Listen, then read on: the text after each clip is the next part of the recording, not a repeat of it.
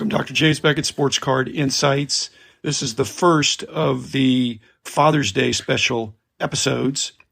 We've got several coming, some great families in our hobby and our industry, and have enjoyed doing that each year. Now it's a kind of an annual tradition. But this is Joe and Josh Davis from Josh is now grown and out on his own at the ripe age of 29, a sharp young man, but Joe has been with Got Baseball Cards in the Atlanta area for a long time, kind of a well-established, well-respected hobby dealer, doing lots of things. So we get into all that, and we had a good time. Joe's been on before, but I hadn't really visited with Josh. Really enjoyed that. Again, the father-son dynamic, greatest hobby for generational wisdom transfer as well. Not just you can make money, but you can learn things. And again, it was great. So here's the back and forth with Josh and Joe and myself, and we had a good time. We all love the hobby, and it was just an interesting conversation. So thanks, Davises, for participating. Thanks, listeners, for making it possible. Thanks, sponsors. And here it is.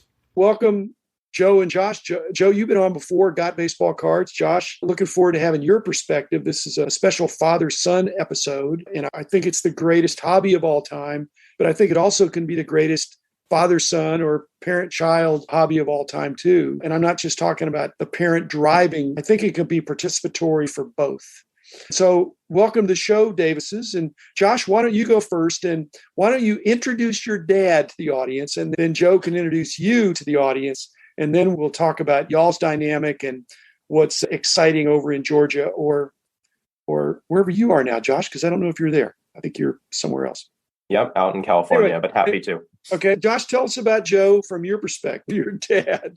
He's an amazing guy, but what do you think? Absolutely. Yeah, when I think of my dad, Joe Davis, for all the listeners on today, I think of a great hobby veteran, I guess I'd say, and shop owner and collector and enthusiast. More than anything, though, I think of a dad. I view him through that lens first and foremost, but absolutely growing up, working in and around his hobby shop, I could sit here all day telling stories of what that experience has been. So I think I am happy to introduce him as both that collector and hobby veteran and dealer, but also happy to be here for the Father's Day special, introducing him as well. But are you older than the shop, or is the shop kind of your The shop definitely predates me, as does his collecting, of course, I believe. And you can correct me here, Dad, but you started collecting middle school age for yourself. Was that right? Yeah, no, elementary. Yeah. Mid 70s. Yeah. But you've had the store for 27 years? No, I've had the store since 91. So this is 30. Okay. Yeah, so he predates me 2 years then, I guess, the shop. Yeah.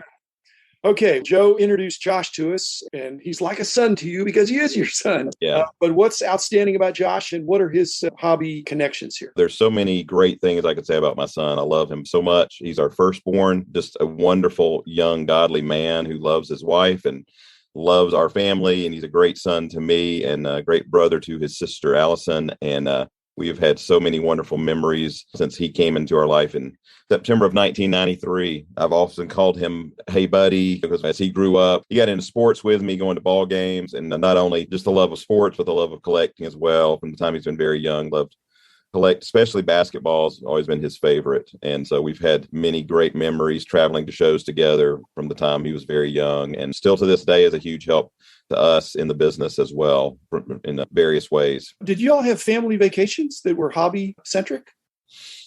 I don't know. I'll give my view as a child growing up, and I think my mom would support this story. I don't know if we designed trips around a hobby, but it was certainly part of the itinerary, no matter where we went. Yeah.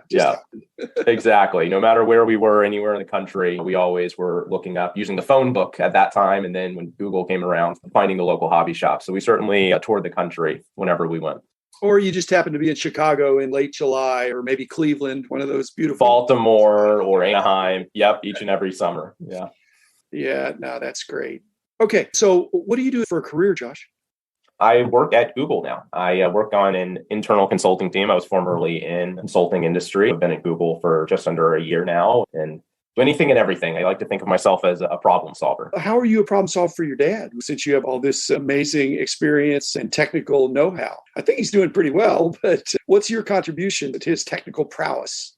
Yeah, even when I was younger, I would say probably research. There was a new idea, a new partnership opportunity, new product. Now there's a lot of new companies, right, entering the hobby. Often support him with tracking down, keeping in tune with what's changing and evolving, and always surfacing new ideas, new opportunities. That's probably a big way that I contribute these days. But I've done a lot over the years, from helping with the website and marketing and just generally the positioning of the business, and then also supporting in various partnerships over the years. So I like to be a thought partner however I can support. Joe, how great is it for you being old enough to not have grown up in the digital age? Correct. So how great is it to have a son who's technologically so savvy that you can run things by to make sure that you're operating in the 21st century with somebody you can trust that's not trying to sell you something, that has your best interest at heart? Because there's a lot of people that want to provide services like that to hobby shops, and they're not always. Yeah, he adds so much. He's enhanced so many parts of our business, and he's a great sounding board for so many ideas that I throw at him. And he's been instrumental in growing our services sector of the business, which is such a huge part of what we do and trying to serve collectors across the globe with our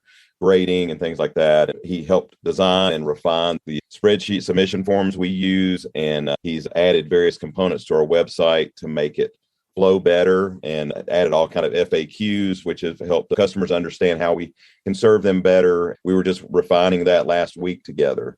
And so we just launched some new parts of the website last week. He's always helping us enhance and improve things in the business, even from across the country. Two problems that businesses have: not enough customers or too many customers. It seems like you've been able to scale the business, Joe. And many people after 31 years are out of business because they either didn't have enough business or they had too much and they couldn't fill the orders. And so you have to have figured out ways to automate and to bring in trusted employees, because you've got a lot of moving parts in what you're doing. You're more than just a card shop. And did Josh always have that vision, or how did this evolve in terms of you being so full service to the industry? Well, I can tell you, I remember phone calls that Josh and I had when we were trying to grow our ability to service customers with graded cards. We were doing a ton of it in the store, and we would mention it on the website. Hey, you can send your cards to us. And he's like, Dad, you've got to streamline this. You've got to make it look better. You've got to have ways customers can quickly download a form, fill it out, upload it. And so now, because of his vision, we were doing it, but we weren't doing it to the degree we needed to be doing. And he helped us make it so much more professional. And now every day I can just click an internal site that he found for us that we use, where we can pull up and go, oh, this guy in Canada just filled out a submission form. That's going to be coming in. This guy in New Jersey is going to be sending us a submission form for PSA or BGS or whoever, since we work with all the major players on grading. So, yeah, it's been huge. The growth of our submission business, consignment business, all those things, Josh has helped us tremendously. Josh, the best problem solvers are the ones that solve the problem before it's articulated. I imagine you have enough about the industry and your dad and his business that you can anticipate. That's just what Joe's talking about, anticipating and being prepared, because this is a hobby that has lots of ebbs and flows. And when it gets hot, it gets very hot. Yep. And so that's great. Josh, what's Joe's secret for hiring trustworthy, competent people? Because I think that's tricky. And most card shops are stymied by having a father and son, and that's it. Or they have one assistant that they totally keep their eye on. But it's a larger enterprise. What do you think Joe's secret is in terms of picking really good employees?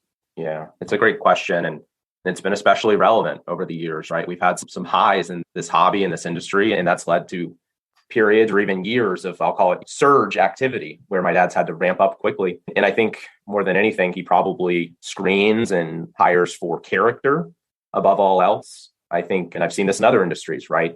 It's easy enough to teach someone the technical or functional responsibility, whatever it might be, but you can't really teach character, and you can't always teach trust. And I think what I've seen time and time again over the last probably 15 years that I've been old enough to understand and appreciate has been him seeking out those that had shared values that he could trust and believe in, and trust in some cases with items or even just great amounts of money at times. And so that screening process and looking for that sort of, I'll call it, culture fit and value fit has probably been the biggest thing. And then I've also seen him pour time into investing in people who may be coming from outside the hobby and don't have that past experience. And I think there's a nice balance, of course, where, and he can speak to this more, right? Many of his employees have grown up in the hobby and share that passion and have that knowledge. And others, some of his most reliable and tenured employees, came from outside, but they had that shared value, they had that commitment and that hustle. And that perhaps matters more in the long run. Josh, is that in contrast that Google's kind of famous for asking these really tricky kinds of questions that have nothing to do with trust, but all to do with mental agility? So is that two sides of the coin, or does Google ever get at whether you're going to be evil person or just smart? And so how does that work at Google? It's a great question, and actually a timely one. In the last couple of years, don't quote me on this, they've actually moved away from a lot of those brain teasers and mental gymnastics. And at least my hiring experience was all about culture fit, and they call it Googliness. And one of their values actually is to essentially don't be evil. I've heard that. I would argue in a lot of ways they are looking for mental agility, but more than anything, it's learning aptitude, like someone who's willing to put in the work and learn. And more important than that is culture alignment. And that's really what I've seen my dad do time and time again. I just spoke about it. You can learn if you have the desire, but you need to have that value and sort of cultural fit in alignment. That has to come first. Yeah, there's a tenacity, whether it's intellectual tenacity or just whatever it is. And I do think your dad has that because he's had to adapt and grow and learn and evolve with a hobby that has not been standing still. I've participated as well in my own way. But Joe, you're hearing from your son, but are you echoing this, or what is your position here? I know you're proud of Josh, but could you afford to bring him back now? Unfortunately, I could not. Okay. I would love to. Yeah. He has a great career, and he's continuing to develop and grow in it. And don't get me wrong, I'm going to take advantage of the things he's learning there, because I know Google has so much. He's constantly learning new things, and as they develop new things in the parts of the company he's involved with and divisions that he will consult with and talk with and learn from. So I love to glean knowledge from him and apply those things. But yeah, back to your original point to Josh, his response is spot on, because I don't hire card knowledge. I hire character, and I can teach them the things that they need to know. That's served me very well.